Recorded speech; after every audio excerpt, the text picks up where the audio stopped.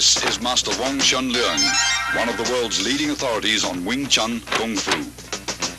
He is also recognized within the Hong Kong martial arts community as being the late Bruce Lee's foremost instructor under the guidance of Grandmaster Yip Man. The sequence of simple hand patterns being performed here, although appearing rather gentle and harmless at first glance, are the seeds of an ingenious system of combat containing some of the deadliest close-range fighting techniques ever devised. Wing Chun, based on the principles of both physics and human anatomy, has been proven as one of the most practical forms of self-defense to date.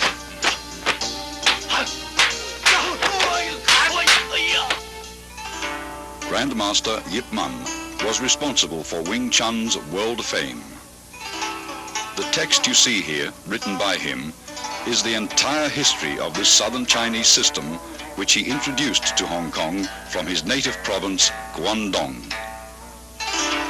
The roots of the art go back to the famed Shaolin Monastery, which for centuries was the hub of Chinese martial arts. During the Qing dynasty, Manchu troops killed most of the Shaolin warrior monks and burned down their monastery. Among the few survivors was a Buddhist nun, Moi, who took refuge in the White Crane Temple at Tai Leung Mountain. There, according to legend, she created a system of Kung Fu after being inspired by watching a crane and fox in combat. She then taught her deadly art to a woman, Wing Chun, whom the style has been named after. Yip Man, the fifth-generation master who died in 1972, openly propagated what was once a secret style in order to preserve the art from extinction. His disciple, Bruce Lee, credits Wing Chun for being the basis from which his own modern style, Jeet Kune Do, evolved. Wing Chun is a very effective system due to its scientific approach to combat. The style's sophisticated fighting principles are based on both simplicity and the theory of economy of motion or conservation of energy. All the techniques are designed to be structurally faster than other fighting methods, as well as more efficient.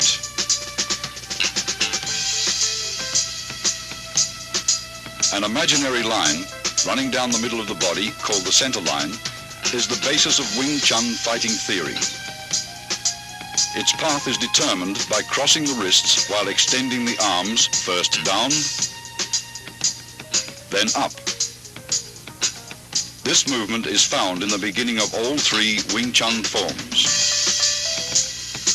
Many of the vulnerable points of the human body are located along the center line.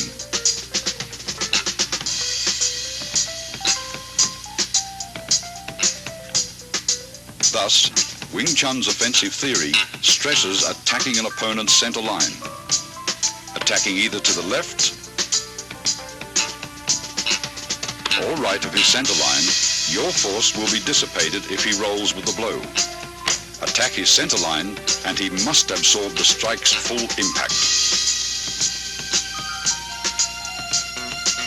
All Wing Chun's offensive techniques, in particular the straight punch, which is the style's major weapon, begins from the center line.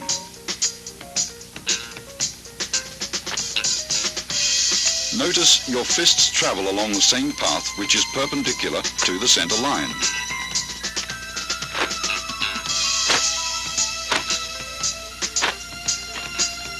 Wing Chun punching is always direct, since the shortest distance between 2 points is a straight line. Your fist originates at your center line and is delivered directly to his center line. In general, your opponent's nose is the target.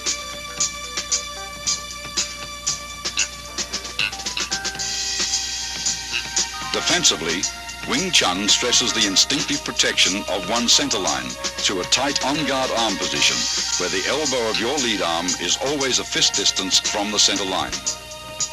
Never is the elbow out, since you are left exposed. Though your arm moves to block, your elbow remains a fixed axis.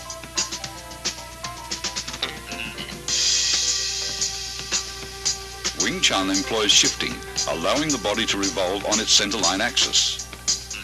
Defensively, shifting helps you roll with punches that may get by your blocks.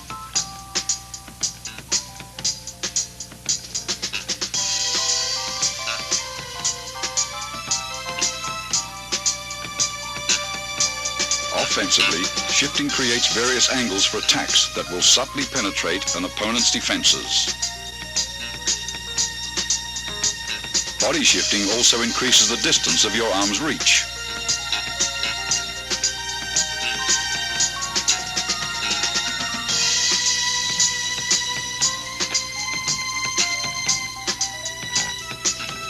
Shifting quickly magnifies punching power, since tremendous force is generated from sudden torque in the waist and hips.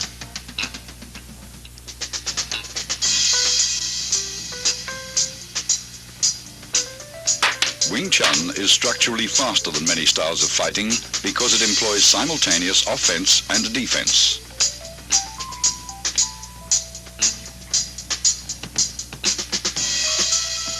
Block and attack should not be separated into two motions. Wing Chun's block and attack is executed in one motion.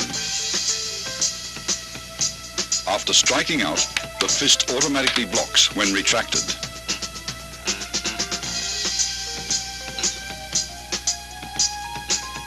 A line extended from shoulder to shoulder and perpendicular to the center line forms the four gates.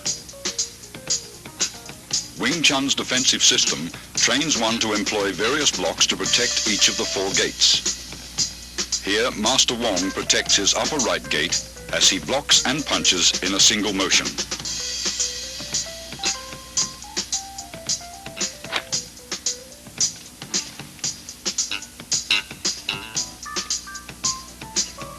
Alternate simultaneous blocks and punches protect both your left and right upper gates.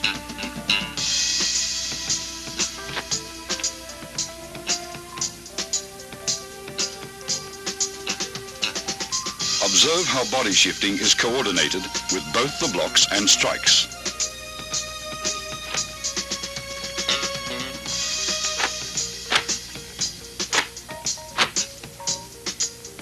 Master Wong demonstrates defense of the upper gates against an opponent's multiple punches.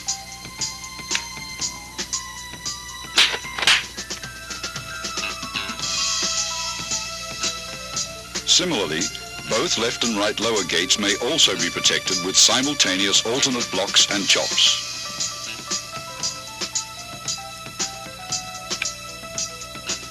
Observe how the arms move in unison.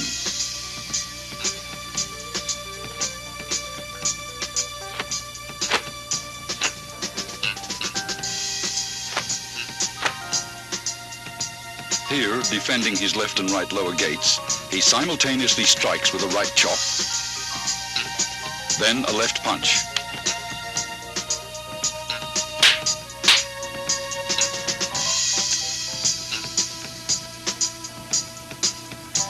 Whenever possible, grab, pin, or immobilize the opponent's arm to gain control and prevent him from attacking.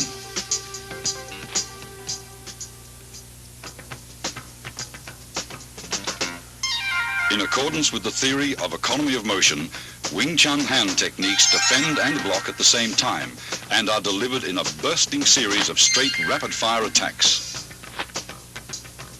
The basic straight punch begins in front of your solar plexus and is thrust out with your fist at nose level. As one fist punches, the opposite fist retracts. Notice the wrist snapping action, unique to Wing Chun.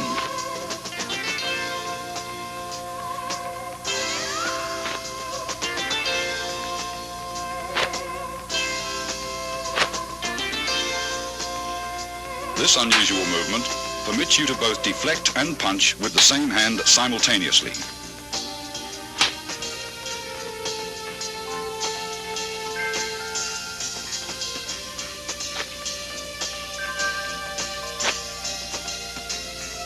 It also creates a powerful shocking force, even from short distances, as seen demonstrated by this 1-inch punch. Execute finger thrusts like punches and keep your fingertips stiffly together. Finger thrusts are either aimed at an opponent's eyes or, as seen here, to his throat.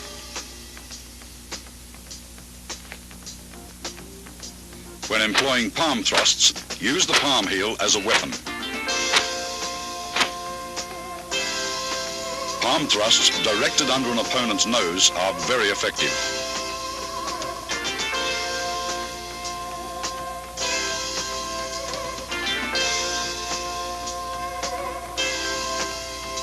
In Wing Chun, force never clashes with force. Instead, the larger force is deflected by a lesser force.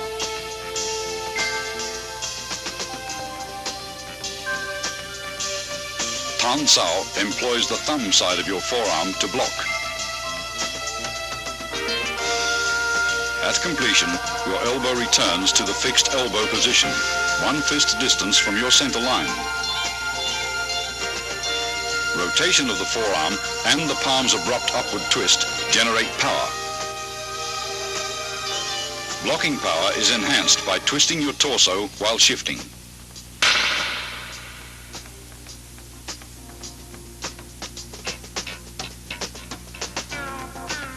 Yun Sao, excellent for training wrist flexibility, is used for changing hand position quickly in combat.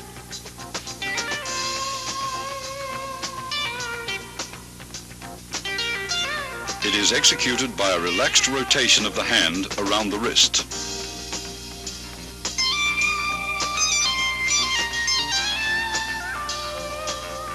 This same hand, used to encircle the opponent's attacking arm, can also be used to attack.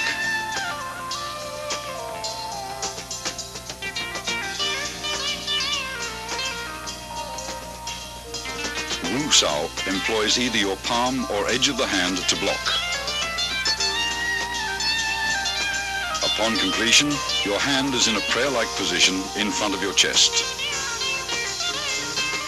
Wu Sao is the rear guard hand position employed when an opponent's punch penetrates your forward defenses.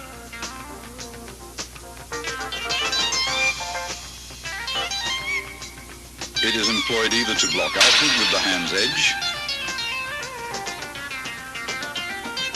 or inward with the palm.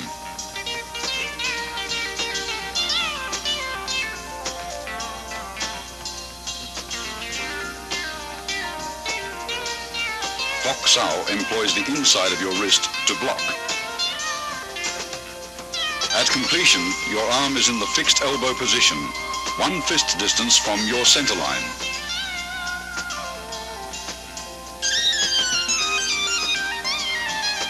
Fok Sao is important in sticking hands practice.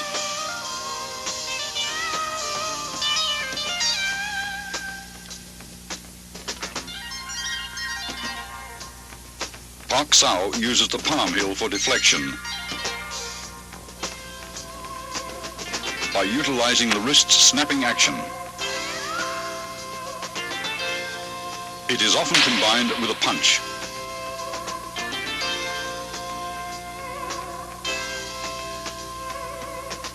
Jum Sao is an oblique downward chopping motion that employs the hand edge or forearm to block. Upon completion, the arm is in the fixed elbow position. The arm motion is slight, since the elbows stay close to the center line.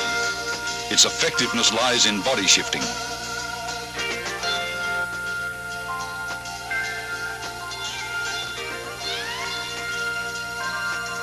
Gan Sao employs the forearm to block low-level and groin attacks by combining both the hinge action of your elbow and body shifting.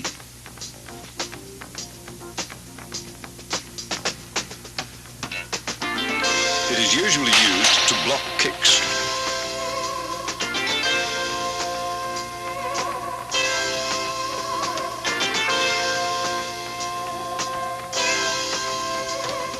Bong Sao is unusual, since it deviates from the fixed elbow position. It is performed by a rolling motion of the forearm, which is the blocking surface. Coordination with torso rotation is important in Bong Sao.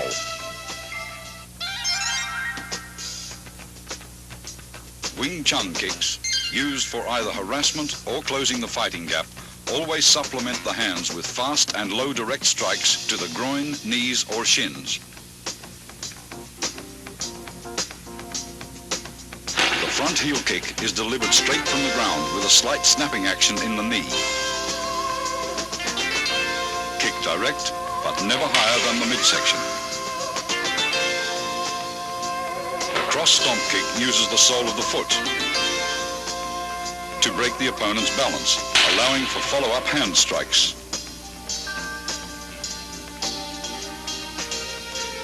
The low side kick is for stomping down with the heel or sole of the foot.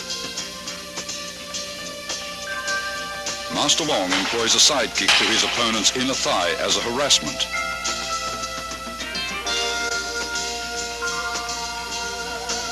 This is a cross stomp kick to side kick combination.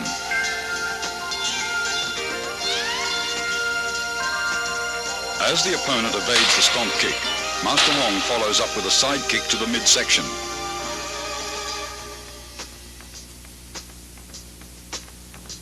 This is a front kick and leg trip combination.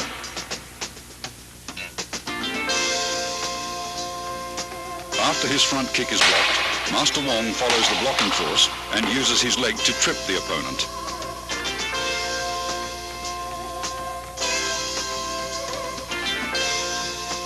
Wing Chun's basic stance is shoulder width or a bit wider. Knees are slightly bent. This natural fighting stance affords both stability and mobility. You should be coiled, ready to burst into an attacking or retreating opponent. Advances and withdrawals are performed by a short shuffling motion of the feet, somewhat like the Western fencing shuffle, where you remain in the same stance throughout.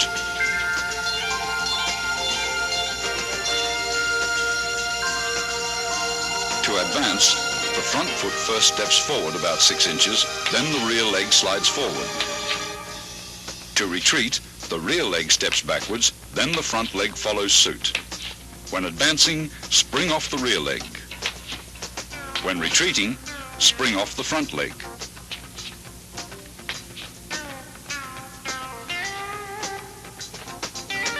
Circle stepping differs from the shuffle in that you actually alternate between left and right stances.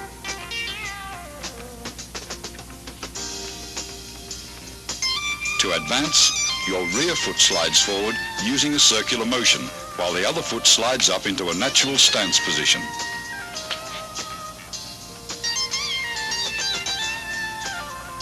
Circle stepping is used for cutting off or pressing an opponent who has great mobility.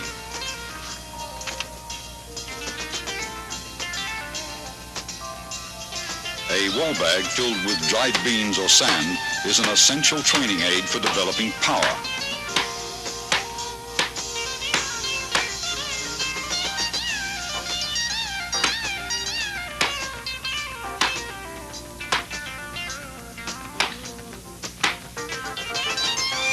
Striking with the fist or palms gives one a feeling of penetration and toughens the skin and bones. Train slowly and gradually.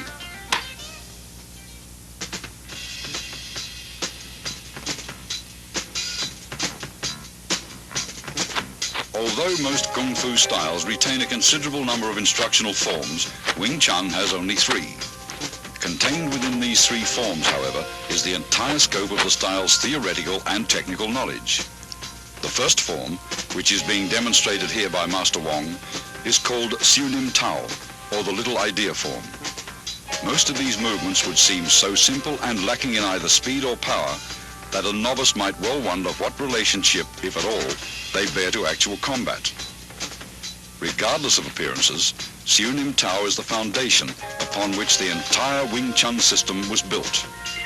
It includes most of the basic techniques discussed earlier: stance, shifting, blocks, punches, and finger strikes, as well as all the underlying scientific principles covering the centerline, elbow positioning, and the 4 gates. Performed slowly from a stationary stance, it permits the student to learn hand coordination on either side of the body. Before attempting to practice this form, first study carefully and thoroughly the previous section on Wing Chun's basic theories. Total familiarity with these all-important principles will greatly accelerate your learning process. Once you feel you understand all the basic concepts, begin practicing the footwork patterns, blocks, kicks, and strikes, first separately, then in combinations until you can execute them naturally and without any conscious effort. Now you are ready to learn Siu Nim Tao. To perform Siu Nim Tao correctly, you should practice a few movements at a time over and over until you feel comfortable with each motion. Continue on to the next set of movements only when you've absorbed completely the movements of the previous set. After having learned all the movements, and in order to test your ability, try to run through the entire form in unison with Master Wong. If you succeed in accomplishing this without any hesitations or stops, proceed to the following sections on form applications. Remember, when practicing techniques with a partner, be careful not to injure him or her. Always exercise control. Once you've mastered the basic theories, basic techniques, Siu Nim Tao, and its applications, you're ready to advance to the next stage, or Chi Sao.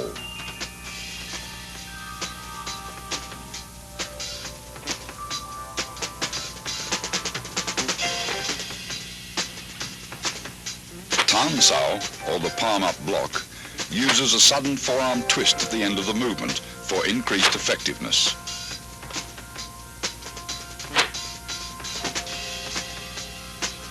Tan Sao is combined with a simultaneous punch.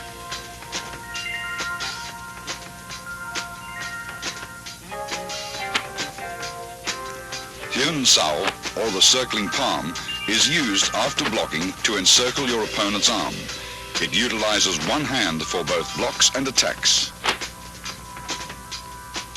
After encircling the opponent's arm, a palm thrust follows naturally. Pak Sao, or the palm slap, is effective for upper gate defense. It is best combined with a head slip or body dodge. The downward palm block is used against attacks to the lower gate.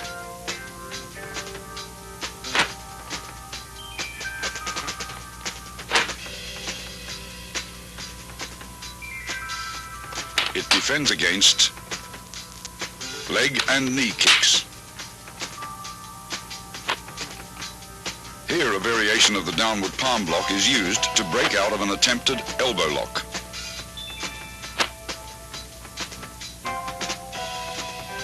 A shoulder and forearm shrug can repel an attacker.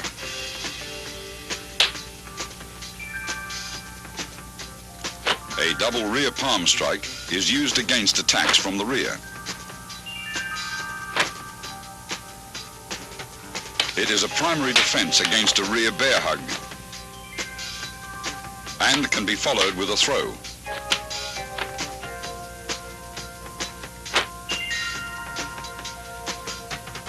The double knife-edge chop can be adapted for practical application.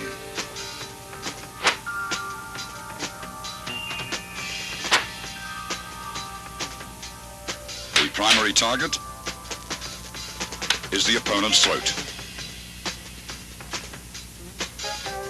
This is the palm jerk block.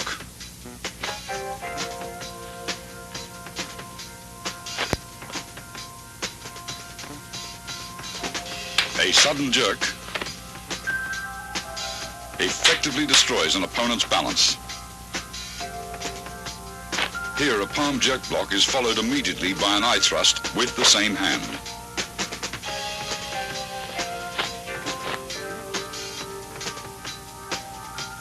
The palm jerk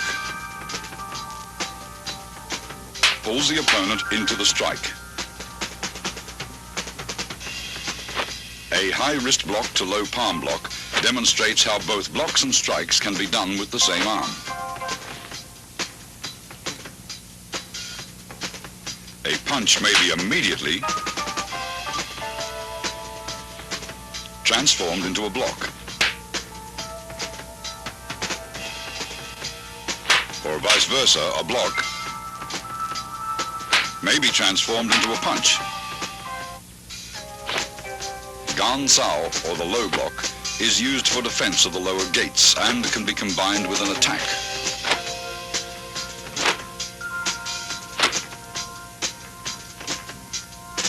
Here it is used along with a knife hand strike.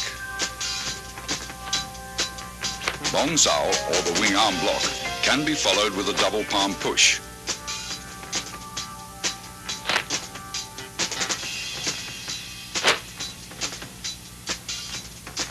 Master Wong blocks, then pushes his opponent.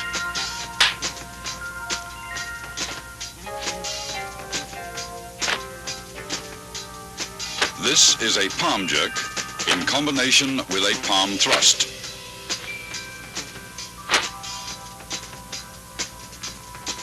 A palm thrust to the throat after a palm jerk breaks your opponent's grab. Other than being alternate finger thrusts, these movements have another meaning.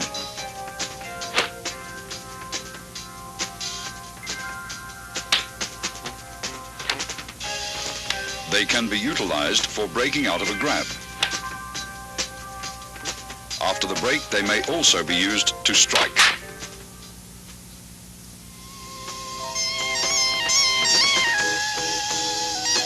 Chi Sao, or sticky hands, is a two-man exercise for developing arm coordination, so that while one hand blocks, the other attacks. It also promotes tremendous sensitivity in the arms, thereby allowing one to instinctively determine the direction of an opponent's force and develop the quick reflexes needed to direct that force with a minimum of effort.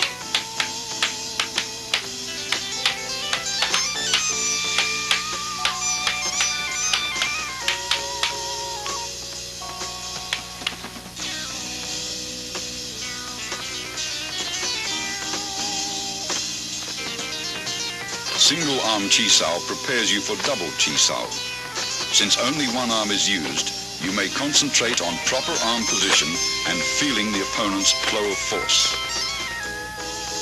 Tan Sao, a low palm thrust, and Bong Sao comprise the movements executed by partner A.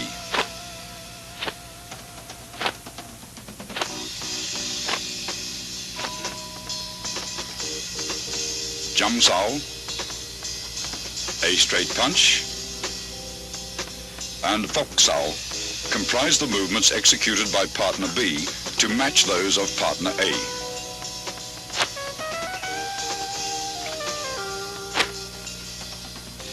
Partner B's Fok Sao rests on A's Tan Sao. Partner A's Tan Sao converts to a low palm thrust, which is blocked by B's Jum Sao. Partner A's Tan Sao changes to a Bong Sao to block B's straight punch. Both partners perform these movements in response to each other's complementary techniques with a firm yet relaxed flow of force.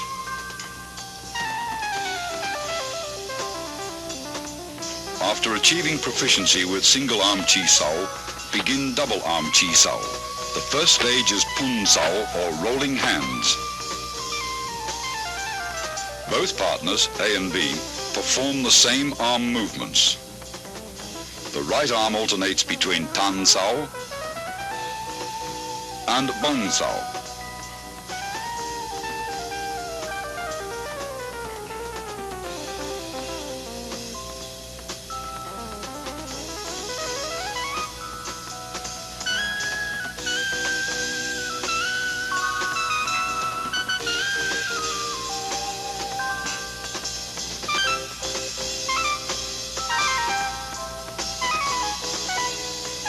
The left arm remains in a bok sao position, which in turn alternates from a high to a low position.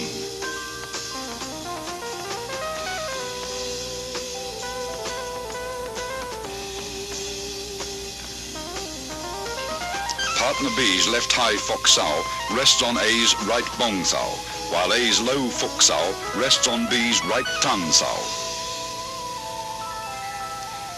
Both left arms in fok sao position rest on the other's right arm, which changes from tan sao to bong sao. Both partners roll their arms up and down in unison. Avoid stiffness and rigidity, and never try to use sheer muscle force to overpower your opponent. With practice, the feeling for rapid directional changes in the forces of an opponent's attack or defense will give you a sense for when to yield, resist, defend, or strike. Go sao, or sticky hands fighting practice, the second stage of double chi sao, is a type of regulated sparring where you learn how to employ the techniques taught in the three forms against an opponent. The importance of the centerline theory and the significance of form and function will be realized. If you expose your centerline either by failing to maintain the fixed elbow position or if your blocks deviate too much, the opponent's attacks will penetrate. You will get hit. Go sao hones your fighting techniques so you can react with a different combination of basic blocks and attacks in a free-flow exchange of techniques when the opponent's movements are unpredictable. This liberates you from formal fixed patterns of fighting. You learn to discard all the rules, to adapt and express techniques naturally and spontaneously in the here-now of Go sao practices. Here are some examples. Disengaging is for releasing your arm from an opponent's blocking arm. The pressure from your block enables your opponent to disengage and punch. With proper sensitivity, as he disengages, your arm flows forward to punch him first. This continuous flow of energy through your arms is compared with water. Water seeks the path of least resistance. When practicing, be like water. Avoid the strong and attack the weak. A constant forward pressure towards your opponent's centerline is the secret to Go sao.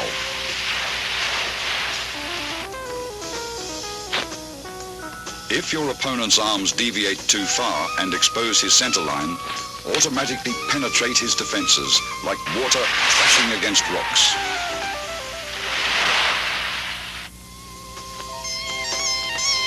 As Master Wong detects his opponent's right tan sao has deviated too far from the centerline, his left fok sao changes into a punch to the opponent's solar plexus. Detecting Master Wong's forward force, his opponent blocks and traps his arms.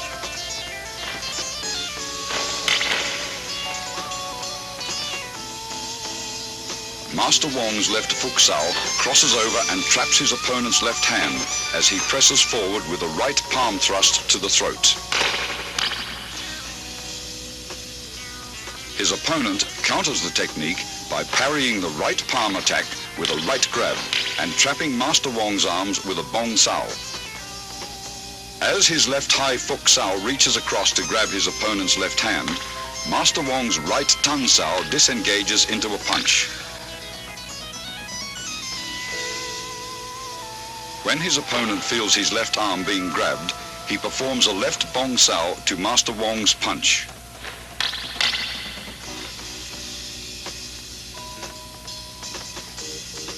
Master Wong's pak sao blocks his opponent's left arm and he slips in with a low palm strike. The opponent employs body shifting by pivoting to the right and dissolves Wong's forward rush as soon as he feels Wong's body advancing.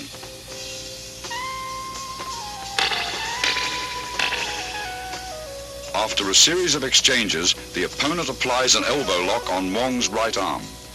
Instead of resisting, Wong flows with the direction of force, crashing into his opponent with his shoulder. As the opponent senses Master Wong's body pressing forward, he releases his left arm and employs Bong Sao to dissolve the force. Wong's right Bong Sao grabs his opponent's right Tan Sao, pulling him forward, and locking the opponent's left hand, he executes a left punch. Feeling himself being pulled forward, the opponent employs body shifting to divert Master Wong's forward surge of force. Then, his right Pak Sao pins Wong's left arm.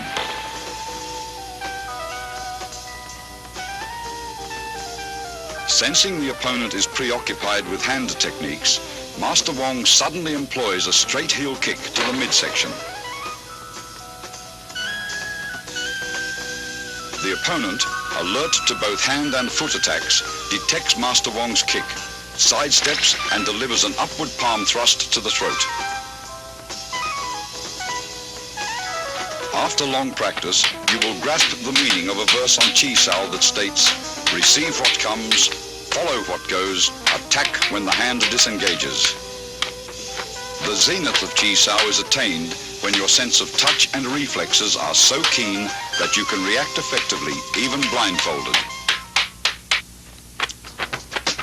You will have completed Wing Chun's basic training after having mastered the contents of this tape. The more profound levels of the Wing Chun scientific system of combat, as contained within its second and third instructional forms, are to be covered in the following sequel. In addition, the highly guarded secrets of the famous 108 wooden dummy techniques will be analyzed in detail. Wing Chun's refined hand techniques, adapted to the use of advanced weaponry such as the lethal double butterfly knives and the 6.5-point pole forms, are to be demonstrated as well in their entirety.